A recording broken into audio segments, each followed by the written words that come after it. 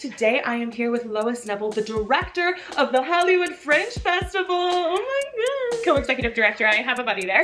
Okay, team effort. That's amazing. Wait, so it's you and one other? Yeah, Ellen Denherter. So it's a mom and mom shop. Okay, lesbian mom.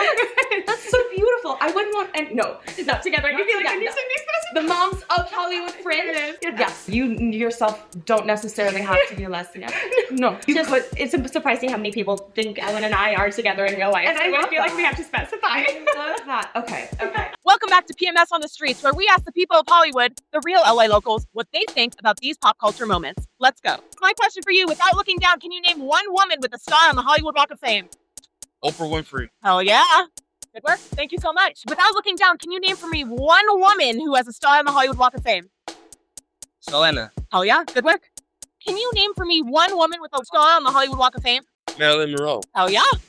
Thank you so much for watching. We'll see you next week with PMS on the Streets. Get ready. Get set. Let's go. Get ready, it's the new edition. Your favorite morning meditation. Hey, it's me, part in my success.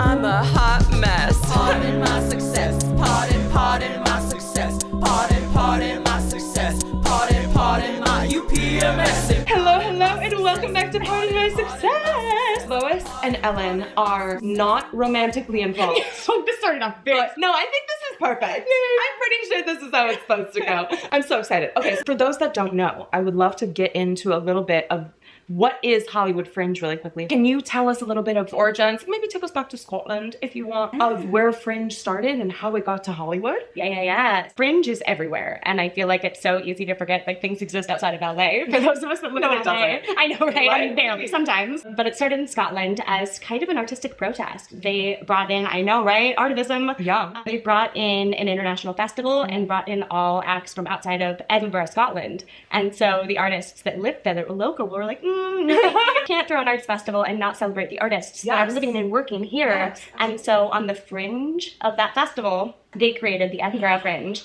And it's now the largest performing arts festival in the world and astronomically larger than the international festival that still exists in Edinburgh. Happens at the same time. They still do it at the same time. They still do it at the same time. It's a beautiful, I think, example of an artist just needing to perform and needing to share story. Art for art's sake. Yes, exactly. And now it's huge and they're all over the world. We started 16 years ago, so we're just teenagers in the grand scheme of the Fringe. We started in Hollywood mostly because of community. There was no space for theater artists to be together. It was dispersed and therefore kind of forgotten about with the film and TV industry. So we're on the fringe of TV and film in a lot of ways. The co-founders were like, we need a place for one time a year theater artists come together and realize they have each other. And it's an entire month. Well, it's most of June. Yeah. Beautiful. And it's expanded to 3 miles of Hollywood. How many venues now? 35. Yeah, and everything from like black box theaters that are traditional like year-round spaces to wig shops and more like What wig shop? yeah, the wig shop on Hollywood Boulevard is a first-time venue this year. There's 4 fawn shows, I believe there. Yeah. Whoa, that's sick. Yeah. I want to go to this. We'll look into this. Yeah, get pumped for the wig clown show. Yeah, it's like that's the beautiful thing about fringe theater. It can be traditional, but it can be whatever it wants to be. Well, I was going to say, so it's nearly 500 shows. That's insane. It is, yeah. How is this happening? It's pure organized chaos at its finest. And we're lucky the Fringe model really kind of works in partnership with venues, with the producer of the show. So it's kind of this umbrella of art. So the Fringe staff, the Fringe organization is supporting the structure and the model of the festival. We're supporting artist resources because the whole point of Fringe is so that the artist can come in as a fully cooked producer and fully cooked artist, or they can come in as an artist who has no idea what those next steps are to make their own shows a reality, because that's such an educational gap, I think, especially in the United States. Absolutely. We want to make sure that like there's a pathway for every artist, no matter where you're coming in. And then that way we get like the most cutting edge and like diverse of you, because there's nobody saying, oh, this is sellable. Oh, I can make my money off of this. Yes. It's not about that. It's about having an opportunity for every audience to see themselves on stage. Yeah. So I know Fringe it's not a curated festival, which means anyone can submit and go online and get their show to be a part of the Fringe Festival in the program. Yeah. What does that actually mean? That's a great question. So it's like a registration process as opposed to an application process. So it's a pretty open gate. Like that's our point, is breaking down barriers. But we have a code of conduct. The show content and the behavior of the participant has to be within, a professional space. Outside of that, though, any art, because it's the risk for them to learn how to do that. But they have to yes and that choice, and they have to really dive in. We do have a couple curated programs within that. So it's open to anyone. And then we have funding programs through our scholarship, which supports BIPOC disabled work at the festival. Basically putting our money where our mouth is. When we're not seeing something at the festival, you pay to make sure that that opportunity is there for everyone. And so we have our curated scholarship program that is chosen by a committee. So these shows are selected, they apply, are chosen to get money to come and perform at the festival. And so these works are hundreds of applications. 12 works are chosen and funded. Thank you to Pantages and Lindsay from Corvax. They're fantastic. And so they fund this work to make sure that we're curating really strong work and it's funded. Because like, who could work to make art and work all day? And like, it's so much. It's literally impossible. I would love to go back maybe. And can you tell us a little bit about how you kind of got started in storytelling? Yeah. So I'm originally a musical theater major. So much. And it really, like, obviously it was the community. There's a family that you don't see in every industry. So I found musical theater and dance and spent my entire childhood and early 20s in that realm.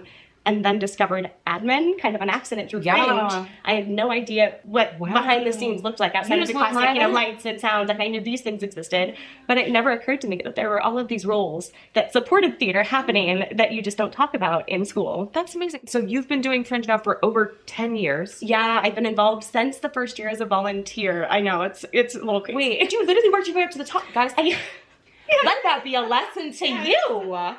Volunteering pays off. Come on. She's running the show. Co-running the show. Be another mama. So I knew the co-founders well. I saw the hurdles they discovered and watched their process.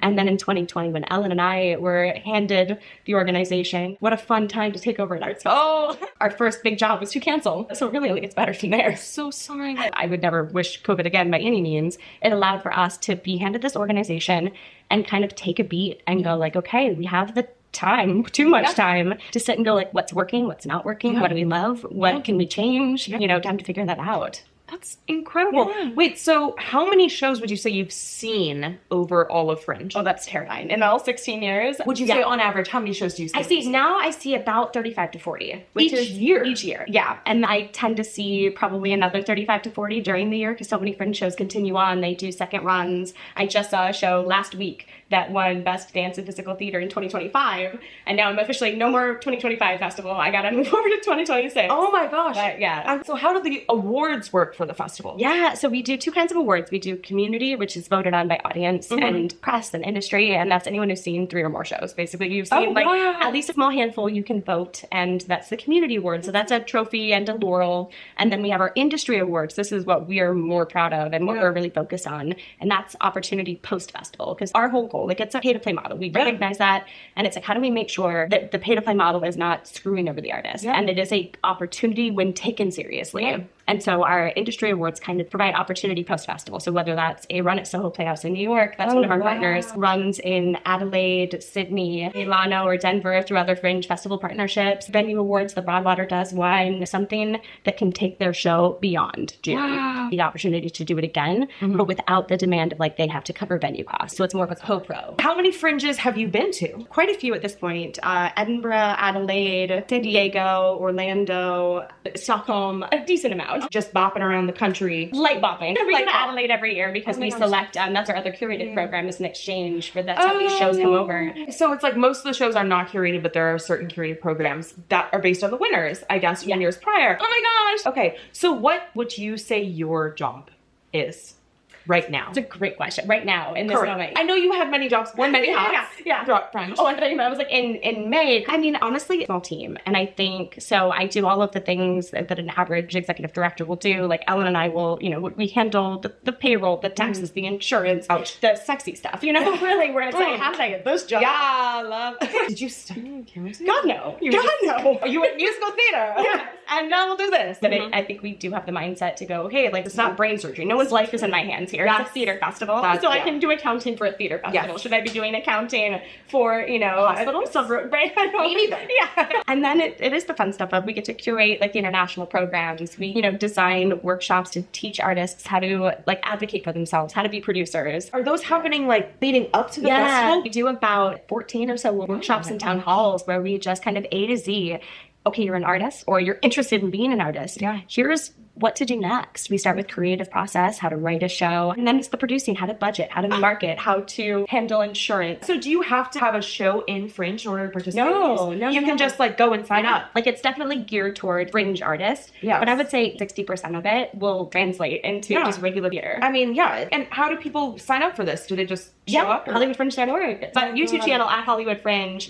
15 years of workshops, town halls. So you can deep dive. You can just go watch this. Go watch it. Free? Yeah. This is a free resource that exists for you online to learn how to produce theater. Storytelling should be a 9-to-5. You should get paid to do that, and it's absurd that you're not. And it's absurd we have to do coffee shop jobs and bartending gigs to make ends meet, but here we are. And I've always said that. I think having that conversation puts the industry in perspective. Yeah. In a perfect world, Fringe would be a free resource. Yes. You're not paying your $425 registration fee, but it is cheaper than producing year-round. Our venues offer sometimes up to 50% off because they're looking at like it's quantity over quality. They're not looking at one show for a weekend. They're booking out 30. Yeah. And so we're able to kind of offset these costs. Even open access is not open access when it comes to financial ability.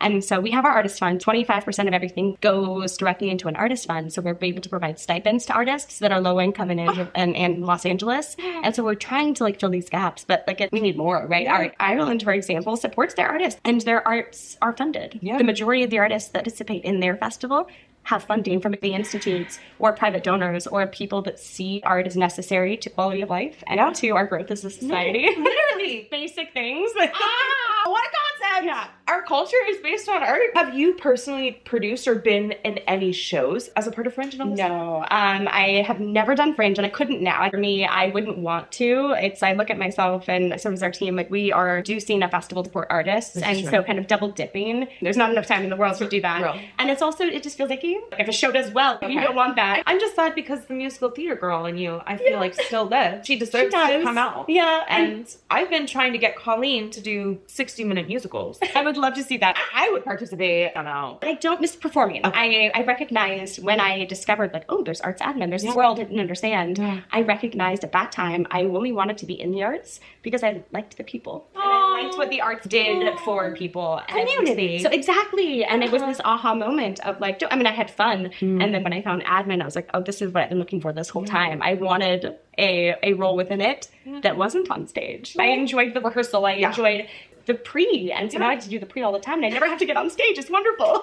And then you can sit there and be like, that one's really good. Yeah. Bring that one to me. I understand the work that went into it, and so that's really special to have seen both of those things. I love that I have that, but I don't miss it. And that's fair. And maybe you too could be an admin. I highly recommend it. Literally, my fiance was gonna like be a nurse and then realized that he actually hates blood and gross things and doesn't like touching people and found healthcare admin. And he was like, you know what? No blood there. I don't. Less. He doesn't have to touch it. There's blood happening. Yeah. Someone else's job. So I think admin could be a path for many people. Yeah. It's not as boring as it sounds. No. It needs a better name. It needs a sparklier name. I also like culture bearer. I feel like that's like when that's sexy. Okay, culture bearer. I like the weight of the responsibility of making sure it happens and having tough conversations around it so that good art is happening and great conversations are happening. No. And so culture bearer is also a fun way to look at any art supporting role. Go bear some culture. Hashtag culture bearers 2026. Hollywood Fringe. That's actually the theme of Hollywood Fringe. Nice. Is there a theme? There is. We're not going like space or like retro. Like last year ours was Theater Isn't Dead. This year it's LA is a theater town. Oh. It already has been, but sometimes people need a little reminder. Yeah. We support the arts and theater and the opera and ballet. God, yeah. What is a piece of advice that you have to young artists out there that are just starting out? Find your community. We harp on it all the time, but I think looking at it like networking, building a show, all of these things require community. And sometimes people don't see the joy within that while they're started doing it, it's like, okay, I need someone to help me with marketing. I need a box office person. It's like, well, that's your community. Yeah. And so the more you build your community as you go as an artist, like start to find those people now that you enjoy being around, because you're going to spend a lot of time together, and then like find people with different skill sets. And that way you kind of start to build your community young. And that's 90% of the battle, is just knowing who to ask, like, to do things that you can't do, and how to support them with something you can do that they can't. Everyone is such a struggling artist. I think a big part of the problem is that we're not really working together. Yes. And if you were to work together, you would be struggling as much. Yeah, and it certainly would be more fun. Finding those people that you can enjoy spending time with, then you're co-working on a project together, and you're having that hangout plus that like productive time. Literally, that's what me and my friends do. Yes, like sharing that weight is everything. That's where Ellen and I, like, we are a co-team on purpose. It wasn't necessarily something that was built into the structure, but it was important to us that is shared, that there's ever one voice, that there's always a conversation. Yeah. So did you guys meet? At Fringe, working together. We actually were just telling this story recently, but we started working together. She started in 2016. Her and I bonded. We realized we worked similarly. And so while our team was kind of disparate, they were working from home mostly, or, you know, part of our team lived in Portland at the time. Oh my God. And we just started body doubling. We just, before it was a term, we just started like, hey, before this event, do you want to work at a coffee shop for 3 hours?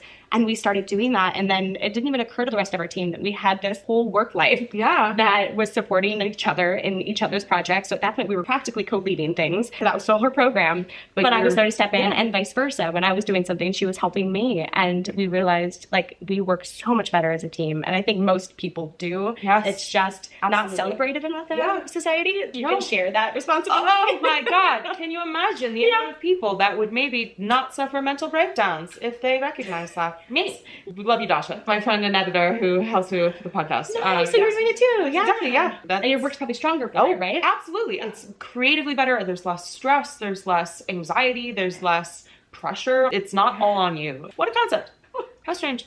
Wow, that's so amazing. So you and Ella have been working out for 10 years now. Yeah. It's so beautiful.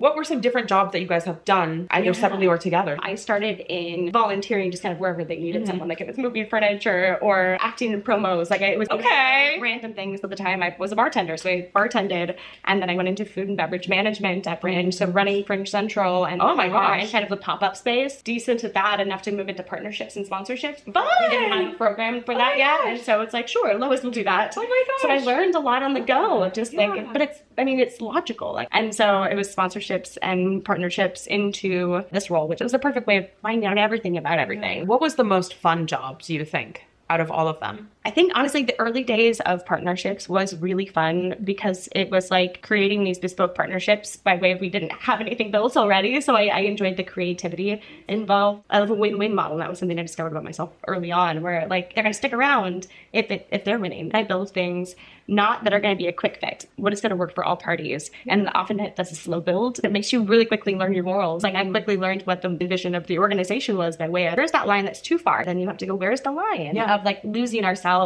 for money, which I think as a society we have to talk about a lot more, and we're not. As artists, where is the line? I learned the line is pretty obvious when it comes to the why. It was like, who do we support? And it's we support artists. And we support our venue partners. We support like the ecosystem of indie art. The moment you lose control over any of your mission, your plans due to finance, like that's when you're not able to make decisions based on them anymore. You're answering to a fiscal body. And so that line is always very easy to find for us. What would you say has been, COVID, the most stressful moment with Fringe? Yeah. Ooh. Yeah. COVID was definitely one of them. Honestly, I feel like it might have been coming back from COVID. It wasn't even just COVID. The decision is made for you in a lot of ways. Canceling the festival was pretty obvious, but I think that the issues that are less obvious have to make a choice before you know whether it's right or wrong. So for us, it was coming back.